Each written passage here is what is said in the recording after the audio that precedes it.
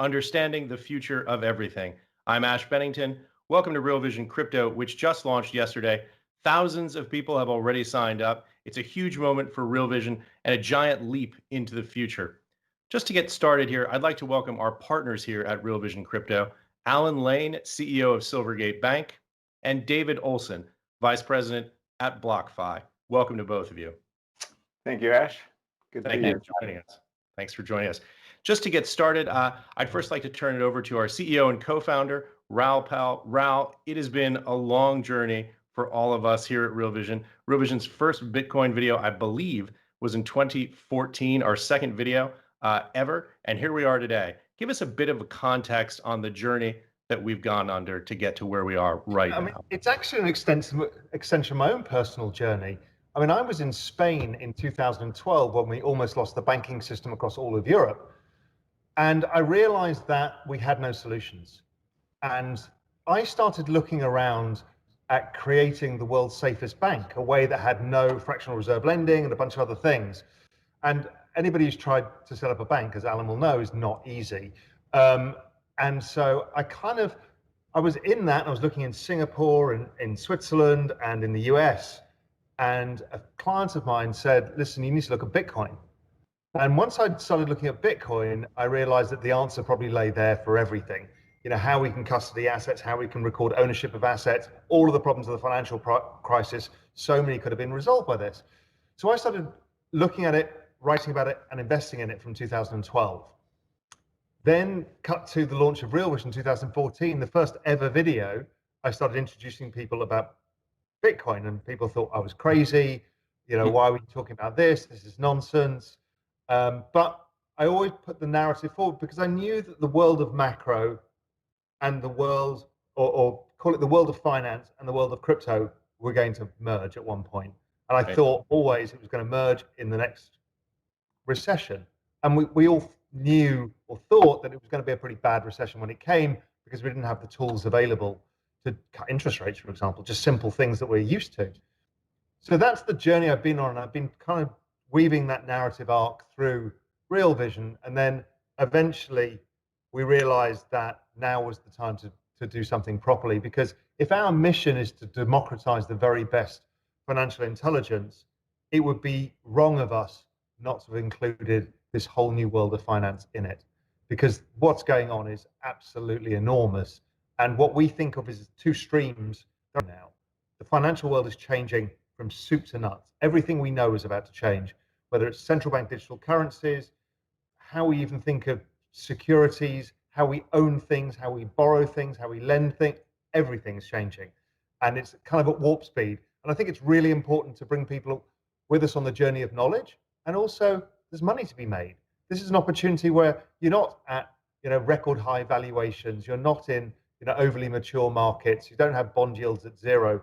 You have a level playing field of opportunity. And so, that was that. And, what was incredible is having two partners on board who shared that vision for us, to democratize this information, get it out to as many people as possible, to engage people in the space and realize the opportunities that's there. So, this is a really proud moment. We've never had partners before working with us, but this was the right thing to do because we could have just had a subscription business and done our normal thing. But the idea, and when we reached out to Silvergate and BlockFi, we said, listen, we want to do something bigger. We want to really make an impact, completely change the space and make sure that we're driving the whole space forward. And, I'm honored that they came along. Alan, what appealed to you about this idea? Yeah, thanks, Raoul. It's great to be here with you. I feel like I know you already with all the videos the Real Vision videos I've watched, and the way you just described it, that's exactly the Silvergate journey. When I first discovered Bitcoin back in 2013, what attracted me was the meme at the time of "Be Your Own Bank," and so being a banker for almost 40 years, I thought, well, I wonder what that looks like. And so I bought some Bitcoin because I wanted to understand how it worked. And that was the beginning of my journey in 2013.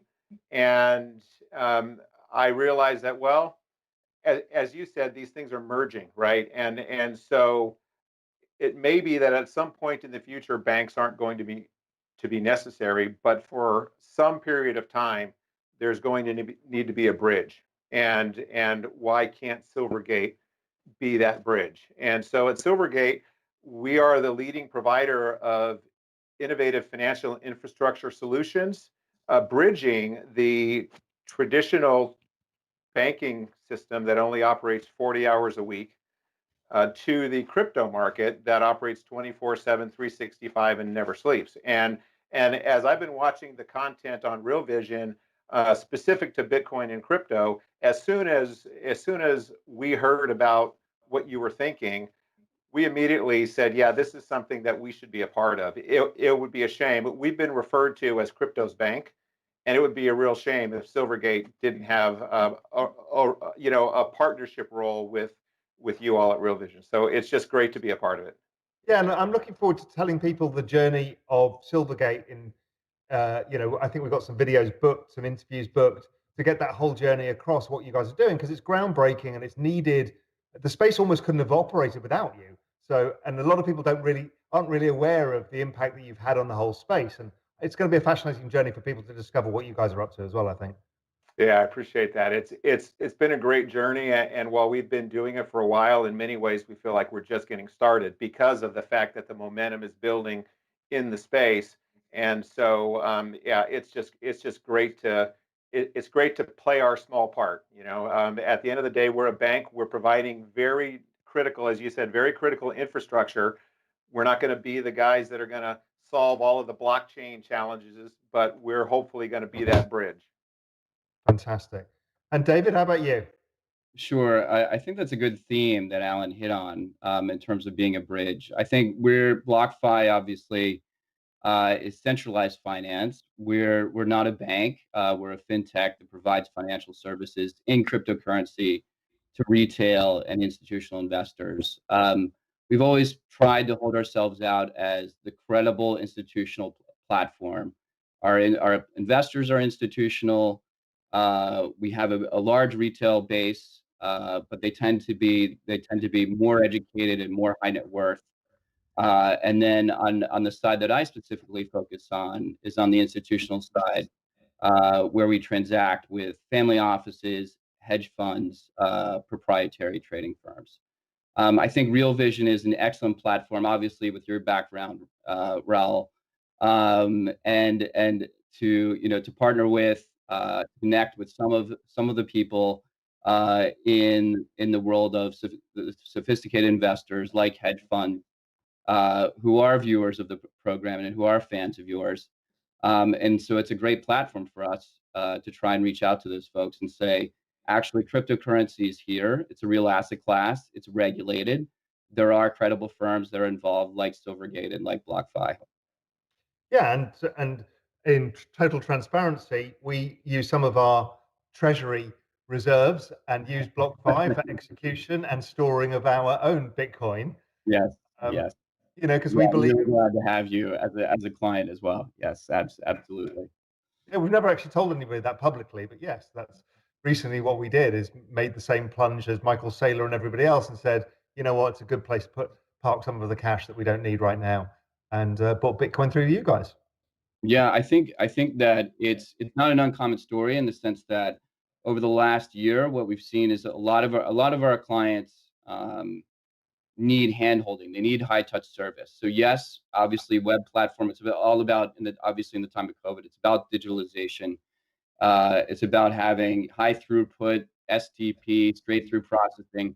But at the same time, there's still a human element that we do get family offices that call us and say, hey, we're buying our first million or 2 million of Bitcoin. Can you help us? How is it different from gold storage? How is it different from equities that I might buy and hold in my private banking account?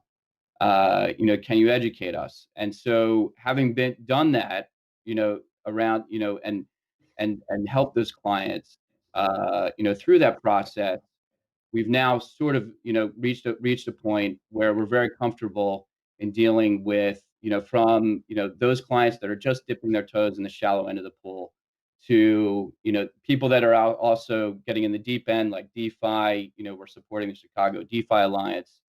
But it's really been amazing how much we've picked up momentum and steam over the last months. I want to ask you that, because I'm sure people watching this are going to be interested, and I'll ask Alan as well, is you guys will be seeing this institutional flow. It's one of the things I've talked about is there is a lot of money coming into the space and about to come into this space. So, Alan, what are you seeing on your side? Are you seeing an exponential rate of growth in the space as more players come into it? Because obviously your clients are the people who have the balances and are making liquidity and doing all the things. What are you seeing on that side? Right.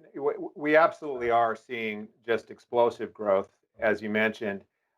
In fact, what Silvergate's our primary solution for the market that we're building on is what we refer to as the Silvergate Exchange Network. A lot of our customers call it the SEN. And what we do is we connect probably over 60 cryptocurrency exchanges, OTC desks, other liquidity providers to approximately 600 institutional investors. And they are connected across our platform to where they can transact with each other in real time, 24 hours a day, 7 days a week, 365 days a year. And so, to your point, as more and more institutions start coming in, they typically find a path to our door because as they're dealing with different liquidity providers, they want to be able to access these crypto markets that trade around the clock around the world. They want to be able to access them, with their U.S. dollars and other fiat currencies in that same time frame, right? And so I believe we're the first bank in the world that actually took, as I said earlier, that 40-hour work week and brought it into the 24/7 cryptocurrency markets. And what that looks like, to answer your question specifically as to volumes, we announced last month that the SEN, life to date, we launched it in 2017. Life to date, we've had $100 billion of transactions across the SEN. What's really important to understand, though, is that 76 billion of that 100 billion was this year. Wow. Okay. And 36 billion of that 76 billion was in the third quarter. So you can really kind of see with that what the growth trajectory is, and that's why I said in many ways I feel like we're just getting started. Alan, to exactly that point, I just had to get a bank check for a deposit on my new apartment. It's 2020, and I physically had to walk down to a bank. By the way, in New York City, all closed on Saturday, so I had to take time off of work. It's just astonishing that how antiquated so much of the infrastructure is, which leads to a question that we've just gotten, a live question coming in from Adam. And I'd like to ask this question to both you, Alan, and also to David. What do you guys think the current state of play is in the current infrastructure in the crypto space? Where have we come from? Where are we today? And where are we going? Sure, I'll take it quick and then turn it over to David. So um, I still think we're early innings, as you just mentioned with your own experience. And the fact of the matter is, while more banks are coming into the space, it is still a very challenging kind of ecosystem to get your hands around. And I don't begrudge any banker for saying, you know what, I'm going to wait a while on that because it's too new. There's a lot of unknowns, a lot of risk, and especially with everything that's going on globally right now. Ironically, there's never been a better time to get into it, but people are dealing with so many other challenges that I just think we're still very early, and the stuff that BlockFi is doing is just critical on the credit side. And so let me turn it over to David and let him comment. Sure. Yeah, I mean, one is definitely, I love the Send network. It's easy to get used to sending payments 24/7, and then when we actually have to wait for a client wire to come in on normal payment rails, it's it's just so frustrating. So yeah, I agree that it's early innings. When I was actually thinking about taking the role at BlockFi, an old boss of mine who's also in crypto said, we're not even in the first inning. We're actually in the parking lot, getting ready to go into the game. And so I think that that's a good analogy. I think we're going to see more PayPals come into the space. You'll see more, messaging services enable crypto payments as well. It's just so much more efficient, and the security is improving. I think we've seen, the hacks are now not on the Mount Gox level or some of the other ones that have been, well known. They're sort of diminishing, and for the top sort of exchanges and platforms knock on wood, it's been, the technology is just advancing at such a fast pace that it really is becoming just like sort of the fiat banking system in terms of security. So I think that's a big one, and so it'll become you'll see it more ubiquitous. The one thing that we had in terms of actually buying and selling goods or paying for services in crypto, we're hearing it's happening in South America. That payroll is being done in Bitcoin, and things like that. And we've been asked, hey, can you finance this payroll for us? Can you take it? And so we sort of see the cutting edge of financing in cryptocurrency, and so we know that that's coming. Or for example, trade financing based in cryptocurrency, where local currencies may not be as stable, and so if there is an alternative that's easy to access, then these markets will access it. I want to ask a quick question of both of you as well. David, starting with you, how are the central bank digital currencies going to affect this? It's probably just going to help accelerate everything for you, I guess. I think so. I mean, I think it's about technology, and you've hit the nail on the head in that Bitcoin is a technology. It's also a store of value and a reserve, in a reserve currency in a way. So what central bank digital currencies will highlight the usefulness of the technology, and that will mean there will be more investment in the space, not less. You'll see some, from a macro perspective, you'll see democratization of capital. So people in emerging market countries can get access to, pounds or euros or dollars that wouldn't have had access before. So I think you're really going to accelerate, some of the things that, we've been talking about for the last, certainly, Raoul, you've been involved in and thinking about for the last 5 or 10 years are going to accelerate over the next year. Alan, what do you think about central bank digital currencies? Because it feels like it's going to affect you in some ways. Yeah, it absolutely will, and I've commented on other shows. It's there's a lot to figure out there, as you know. I mean, with the way the current banking system works in the U.S. and the way essentially the way the government stimulates the economy through the banking system. Having said that, with the ability to go direct to the consumer with the central bank digital currency, that's a different way to stimulate the economy. And I know that's enticing for the central banks around the world. There are a lot of questions about interoperability. Is this going to be government only? Is there going to be a government, a public-private type of partnership? We're we're involved in the conversations, and we're also involved with all of the U.S. regulated stablecoin projects, all of the dollar-backed stablecoins that are issued in the U.S. Actually go through the SEN and go through our API, and so we're right at the epicenter of this and watching it with keen interest. I do think it's inevitable, and but I think with what private industry is doing, I mean, I don't know how many of your viewers have purchased. A lot of them probably bought Bitcoin with on Coinbase or Gemini or Kraken or Bitstamp, right? But then that consumer opportunity to buy it with the Cash App on Square, and now with or Robinhood, for instance, and now you can use PayPal. And by the way, I try all of those venues because I want to understand how it works. And I was really happy to see, as soon as PayPal let me in, because I was on the waiting list. So a week or so ago, I bought $100 worth on PayPal just because I wanted to try the experience, and I left it there. And I checked it last night, and it was $117. And I thought, wow, that's a pretty nice return, over the last week. So as more people do that, it's going to draw them in. And it just figures both of you probably very well positioned in this, because I mean, Alan, you've basically shown how to run a banking architecture and within a new digital world. And if it's coming, you're very much at the center of it.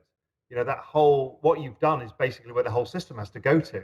So you're well ahead. And same with you, David. I mean, it's been clear when I've read all the central bank papers about it. They're like, no, we want the private sector to build on top of whatever we do. And there's you with the lending facility and all of that that's required. I mean, a lot of people worry about the regulation, what this means. I just think it accelerates everything that both of you guys are doing. Yeah, I mean, I think it's going to be harder and harder for governments to put in place capital controls or other things, that stop global trade. Frankly, I mean, we see the use of digital currencies, of stable coins, cross border, in places where there are capital controls. And so that, it's not going to be it's not going to be an option anymore. And it might, it might not be exactly fair in terms of, the dollar, or some of the stronger currencies, dominating. But I think, for us being, a platform that can provide it, it's extremely powerful, because in everybody's mobile around the world, if they have a smartphone, they have access to that technology, and can protect themselves against devaluation of their home currencies. Whether you're sitting in the U.S. or in Argentina, or wherever. Yeah. And that's part of our vision. To exactly that point, David, our questions are burning up coming in on the webinar, and one of the questions that we have gotten is from Aaron, who wants to know what you guys think the future of digital privacy is going to be, essentially as institutions come into the crypto space and play a more significant role. I guess I'll take that one. So, obviously, privacy is of paramount importance, and it's one of the kind of key structural questions that is being debated, on the central bank digital currency concept, right? Because with what China is doing, for instance, there's a lot of concern about the quote unquote surveillance state, and the fact that the government is going to have a view into every fiat. What's the I'm drawing a blank on the currency in China. So, but The so but digital yuan, we'll call the it. digital one, there you go. Everyone, they're going to see that. And so the question is, in the United States, are we going to have the same kind of surveillance, or is there actually going to be some privacy? And in fact, FinCEN just came out with with essentially a question: should we reduce the transaction reporting threshold from $3,000 down to $250? That's a huge move, and so but that gets into the whole question about privacy. And so this is going to be fiercely debated, and it's going to influence how central bank digital currencies are actually rolled out. Yeah. That's David, nice. any thoughts? I think it's difficult to see the end game, to be honest. I think it's really, again, coming back to my earlier point, it's the more that technology takes over, stable coins, digital currencies, the harder it's going to be, to put controls around it. So yes, obviously privacy is a big concern. Will people trade off privacy for democratization? So far, I think in Europe, the answer has been yes. In the US, it's been no. I'm not sure. And also, I just think that there is no privacy in a bank account. I mean, people talk about privacy like we have it and we're having it taken away. But basically, every single transaction in every way you do, apart from cash, is recorded. And cash in Europe for a long time now has been reduced down to, in some countries now, it's like 2,500 euros worth of cash you can have. So Yeah. we don't have that privacy. And we're on Facebook and Google and mobile phones and everything, and we don't have privacy. So I'm kind of like, we don't really have it anyway. Yeah. You're Yeah. losing. I Yeah. understand that governments can have behavioral incentives now, like China, and that's different. But we're not going to let the genie back in the bottle either. I mean, no government is going to have that opportunity and not use it in the end. It's like, Facebook discovering the magic of behavioral economics as well. They're never going to put it away. Yeah. Another question that keeps coming in a number of different inflections, one from Bahir, but something that we think about a lot at Real Vision is trying to find a way to unify all of these digital tribes that are out in the space. You have Bitcoin maximalists, you have fans of Ethereum, you have multi-coin folks, and the question has just come in: how do you guys think about that universe of cryptocurrency, and what are the ways that you guys think about integrating that into your business? And let's start with Alan first. Yeah, thanks, Ash. So, as you were saying that, it actually reminds me of the Silvergate team, because as our team has grown, we have Bitcoin maximalists, we have the big blockers, with the Bitcoin Cash or BSV, and then we've got the Ethereum folks, we got the folks that are really interested in DeFi, and it really provides a lot of great conversation and stimulus within the team. The fact of the matter is, what we try to do is say, you know what, we don't know which one of these is going to win, but as Raoul just said, you're not putting the genie back in the bottle, you're not putting the toothpaste back in the tube. So our role is to not try to pick a winner, but essentially to just provide the services that our customers need in order to continue to build their business. And in a perfect world, I've been in business banking for almost 40 years, and I believe that our role is to help our customers, but then get out of the way and let them build their business. And so we're not going to try to influence. We're just going to try to be there for them.